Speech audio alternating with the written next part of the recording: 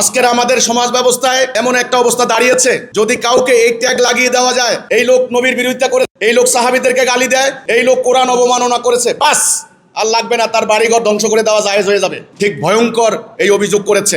আমরা নাকি বলেছি পৃথিবীর সমস্ত অশান্তির জন্য সাহাবীরা দায়ী, সাহাবীরা পথভ্রষ্ট ছিলেন, নাউজুবিল্লাহ, আস্তাগফিরুল্লাহ।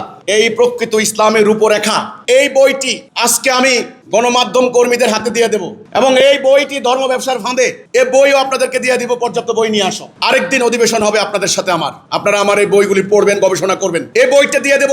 যদি এই বইটা এখানে কোনো কথা থাকে, সাহাবীদেরকে আমরা পথভ্রষ্ট বলেছি, দায়ী করেছি, আপনাদের সামনে, জাতির সামনে হাজারবার তওবা করব, আর কোনো কথা নেই। এত বড় ডাহা মিথ্যা কথা আমাদের নামে চালু করে দেওয়া হয়েছে, আমরা এই কথা বলিনি। এখানে পুরো বই পড়ে দেখেন, পুরো বই পড়ার টাইম এখন আপনাদের নাই, আমি আপনাদেরকে দিয়ে দেব। আমরা সাহাবীদেরকে সমালোচনা করিনি।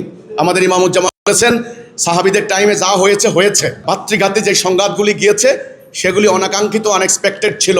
সেগুলি শয়তানের প্ররোচনা হোক, অথবা ইহুদিদের ষড়যন্ত্র হোক, অথবা যে কোনো কারণে হোক, আনএক্সপেক্টেড ঘটনা সাহাবীদের লাইফে যেগুলি হয়েছে সেগুলি নিয়ে আমাদের সমালোচনা করা উচিত নয়। এটা আমাদের নীতি। আমরা কোনো সাহাবীদের কোনো পবিত্র কর্ম নিয়ে কোনো সমালোচনা করি না, এটা আমাদের নীতি।